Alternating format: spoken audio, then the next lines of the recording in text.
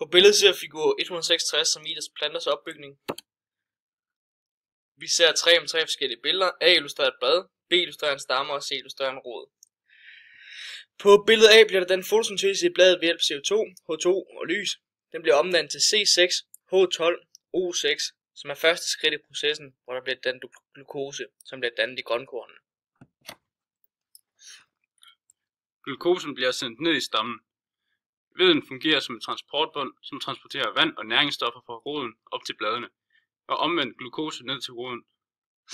Bark har den egenskab, at den beskytter cellerne. Livsvigtige næringsstoffer fra jorden transporteres fra roden op til bladene i træet via respiration. Den respiration pumper så nitratfosfat og vand ind i roden og så gennem rodenhårene. Og det er livsvigtigt for træet.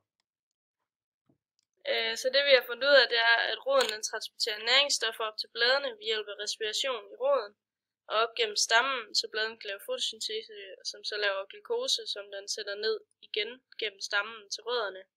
Så alt i alt det kører det hele i en cirkulær proces.